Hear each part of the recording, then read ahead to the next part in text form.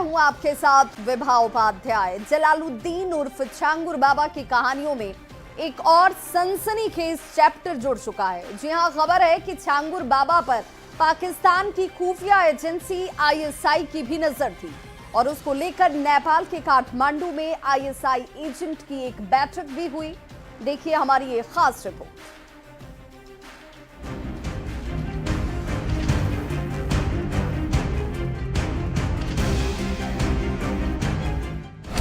क्या आईएसआई के लिए काम करता था छांगुर बाबा? क्या पाकिस्तान तक फैला था छांगुर बाबा का नेटवर्क? क्या देश के दुश्मन का मोहरा था छांगुर बाबा? क्या है छांगुर बाबा के आईएसआई नेटवर्क की कहानी? जिस छांगुर बाबा और जलालुद्दीन की गिरफ्तारी के बाद एक कई खुलासे हुए, अब उसी छांगुर बाबा से जुड़ी ऐसी खबर का पता चला है जिसे सुनकर आपके पैरों तले से जमीन खिसक जाएगी, क्योंकि सूत्रों के हवाले से पता चला है कि नेपाल के काठमांडू में स्थित पाकिस्तानी दूतावास में कुछ महीने पहले आईएसआई एजेंटों की एक गोपनीय बैठक हुई थी। इस बैठक में तय हुआ कि भारत में लव जिहाद और धर्मांतरण के जरिए एक नया इंटेलिजेंस नेटवर्क खड़ा किया जाए।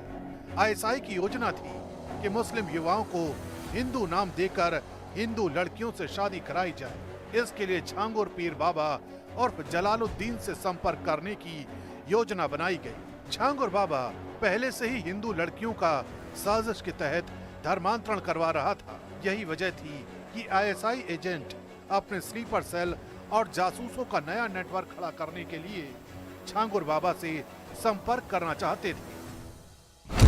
यही नहीं, सूत्रों के हवाले से ये भी पता चला है कि विदेशी फंडिंग की मदद से जलालुद्दीन और छांगुर पीर बाबा ने पश्चिम बंगाल, केरल, तमिलनाडु समेत कई राज्यों में अपना सिंडिकेट खड़ा कर लिया था।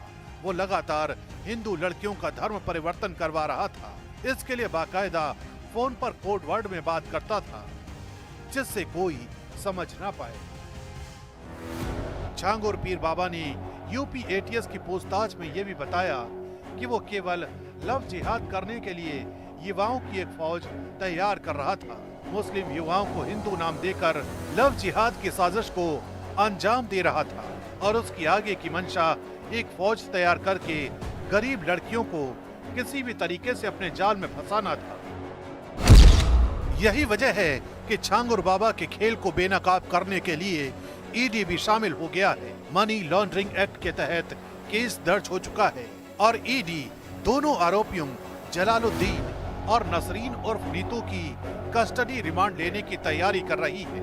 एटीएस की 7 दिन की पूछताछ में धर्मांतरण, फंडिंग और नेटवर्क की परतें खुली, लेकिन कई सवाल अभी भी बचे हैं। ईडी की कोशिश है हवाला नेटवर्क और विदेशी सोर्स तक पहुंचने की।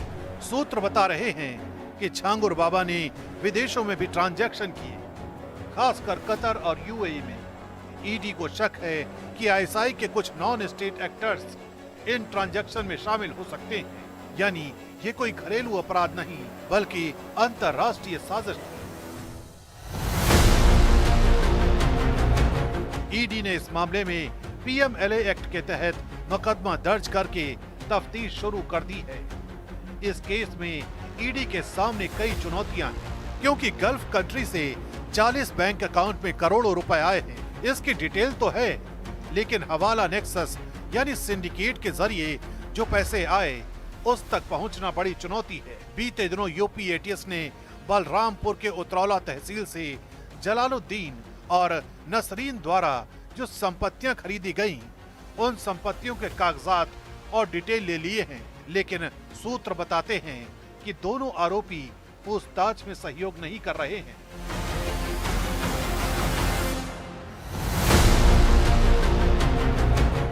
अब इस मामले को खुद सीएम योगी आदित्यनाथ मॉनिटर कर रहे हैं।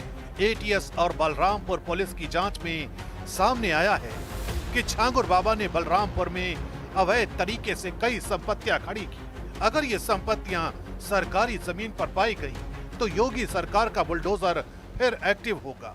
सीएम योगी का संदेश साफ है, समाज को तोड़ने वालों को बख्शा नहीं जाएगा, क्योंकि ये बेहद सनसनीखेज मामला है जहां धर्म को ढाल बनाकर भारत की अखंडता को निशाना बनाया जा रहा था।